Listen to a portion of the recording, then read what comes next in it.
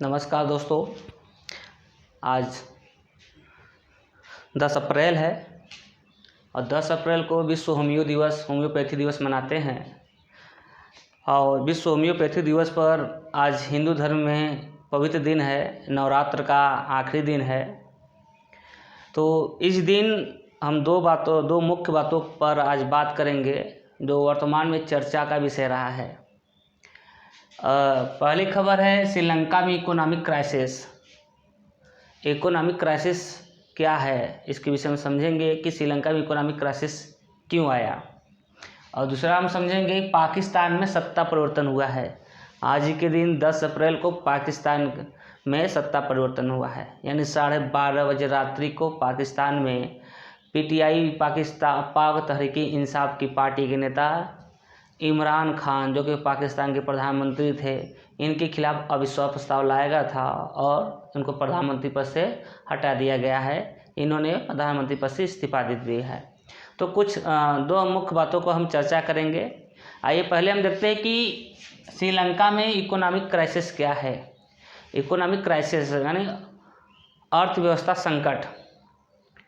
महंगाई दर श्रीलंका में इतनी ज़्यादा क्यों हो गई है? समाचारों में हम देखते रहते हैं कि श्रीलंका में इकोनॉमिक क्राइसिस चल रही हैं, वहाँ पर तोड़ फोड़ उपद्रव जैसी घटनाएं देखने को मिल रही है। तो क्या रीज़न है?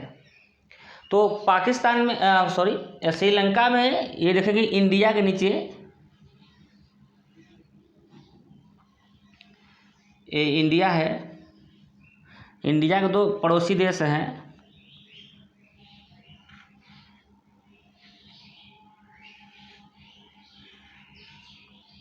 ये नीचे श्रीलंका है और इधर चीन है। इस साइड जो चीन है और इस साइड जो है पाकिस्तान है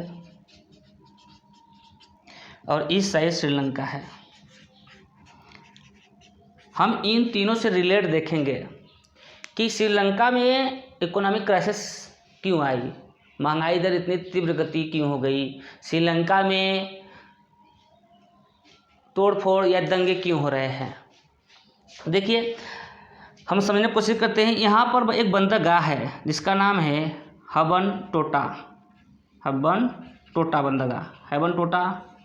बंदरगाह कहाँ है? श्रीलंका में है। तो हबन टोटा बंदरगाह, जहाँ पर कुछ साल पहले देख रहे हो कि श्रीलंका में एक हबन टोटा बंदरगाह था, जिस पर चाइना ने अपना इसका विकास किया, हबन टोटा बंदरगाह का विकास किया, लोन लिया। श्रीलंका ने चीन से लोन लिया और उस लोन का भरपाई श्रीलंका नहीं कर पा रहा है। तो चीन ने इसके यहाँ पर हबन टोटा का अधिग्रहण कर लिया और अधिग्रहण करने पर उन्होंने कहा ठीक है, यदि आप पैसा नहीं चुकाते हैं तो मुझे हबन टोटा बंदरगाह मुझे लीज पर दे दो। तो कुछ वर्षों के लिए चीन ने श्रीलंका के हबन टोटा बंदरगाह को अपने पास रख लिया है। और जो श्रीलंका की सरकार है, उनका जो सोवराइन होता है, यानी कह सकते हैं हम संप्रभुता, अब श्रीलंका की संप्रभुता जो है वो खतरे में है। क्यों? क्योंकि चीन से वो कर्जा लिया हुआ है और चीन अपने कर्जे को वापस मांग रहा है यदि नहीं दे रहा है तो चीन वहाँ की जो इकोनॉमिक व्यवस्था है उसको दबाव में डाल दिया है। यदि चीन से जो आयात निर्यात दूसरे देशों से होता है, अब वो नहीं हो पा रहा है चीन के दबाव में। तो चीन कह रहा है कि आप जो मेरे पैसे हैं उसे वापस कीजिए, लोन को वापस कीजिए। उसका कुछ जो कर्जा है लगभग में 5-6 बिलियन डॉलर है। तो 5 या 6 लगभग में 6 बिलियन डॉलर लोन है और श्रीलंका पास 6 बिलियन जो है वो उनके पास नगद में, सरकार के पास पैसे नहीं है। तो इसको देखते हैं वहाँ की जो पेट्रोल है, पेट्रोल कीमत जस्ट दुगनी हो गई है, खाद्यान्न कीमत जस्ट दुगनी हो गई है और अन्य जो वस्तुएं हैं श्रीलंका में दुगनी हो गई है। तो वहाँ के जो नागरिक है वो तोड़ फोड़ कर रहे हैं या अराजकता को बढ़ा रहे हैं। इसको देखते हुए श्रीलंका की सरकार ने आपातकाल घोषित कर दिया था, फिर आपातकाल को हटाया गया है। अभी हाल ही में आपातकाल को हटा दिया गया है। तो इस वजह से मतलब चीन के दबाव में श्रीलंका में इकोनॉमिक क्राइसिस आई है, महंगाई दर आई है। अब भारत ने आर्थिक सहायता देने की घोषणा किया है कि भारत ने श्रीलंका के प्रधानमंत्री से कहा है कि कुछ जो भारत से हो सकता है वो श्रीलंका को आर्थिक मदद कर रहा है। अब जानते कि श्रीलंका की राजधानी कहाँ है। श्रीलंका की प्रधानमंत्री राष्ट्रपति के विषय में हम बात करेंगे। तो श्रीलंका की राजधानी है श्रीवर्धनेकोट्टापुरम। कहाँ है श्रीलंका की राजधानी? श्रीवर्धनेपुरम कोट्टम। श्रीवर्धनेपुरम कोट्टम यहाँ की राजधानी है। पहले राजधानी कोलंबो हुआ करती थी, अब कोलंबो को हटाकर श्रीलंका की राजधानी यहाँ पर है श्रीवर्धनेपुरम कोट्टम। तो श्रीवर्धनेपुरम कोट्टम कर दिया गया है। यहाँ के प्रधानमंत्री हैं पीएम महिंद्रा राजपक्षे और राष्ट्रपति हैं प्रेसिडेंट है महिंद्रा राजपक्षे और गोतबाया राजपक्षे।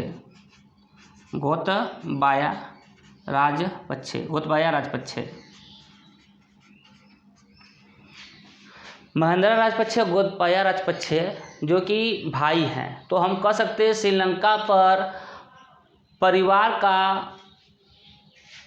परिवार की वजह से, यानी दोनों प्रधानमंत्री और राष्ट्रपति दोनों ही सत्ता में हैं।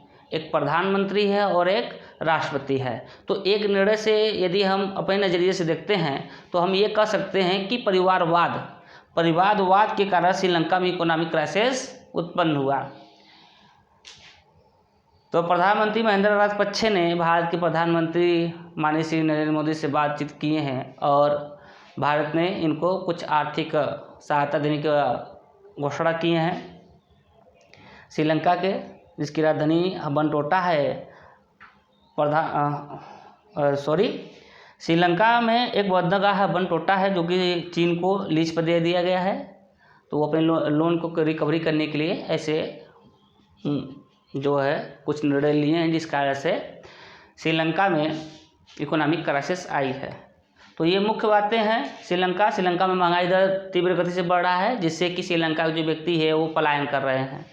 आज मैंने समाचार पढ़ा और उसमें दिया है कि श्रीलंका के जो नागरिक हैं वो भारत में पलायन करके आ रहे हैं, अर्थात एक तरह शरणार्थी हैं। तो भारत में भी शरणार्थियों की संख्या बढ़ रही है। तो इसको देखते हुए भारत को भी कुछ सीखना पड़ेगा पाकिस्तान और श्रीलंका से कि जैसे महंगाई दर कैसे बढ़ रही है। यदि हम भारत में भी देखें तो भारत में भी महंगाई दर बढ़ रही है। तो भारत सरकार को भी इससे सबक सीखना चाहिए कि श्रीलंका में इकोनॉमिक क्राइसिस क्यों आ रही है। कहीं ऐसा ना हो कि भारत में भी यदि कुछ योजनाएं प्रधानमंत्री के द्वारा चलाई जा रही हैं, जैसे निःशुल्क में खाद्यान्न का वितरण किया जा रहा है, तो यदि खाद्यान्न का वितरण करेंगे और निःशुल्क वितरण किया जाता है तो इससे जो वर्कर होते हैं वो थोड़ा आलसी हो जाते हैं, यानी आलस दिखाने लगते हैं, जिससे हमें दूसरों पर ज़्यादा डिपेंड होने की कोशिश हो जाता है। तो सरकार को इस पर ध्यान देना चाहिए। कहीं ऐसा ना हो कि जिस प्रकार से श्रीलंका में हो गया है तो ऐसी स्थिति भारत में भी उत्पन्न न हो। आइए अब हम बात करेंगे पाकिस्तान में क्या है, इस विषय में हम चर्चा करेंगे।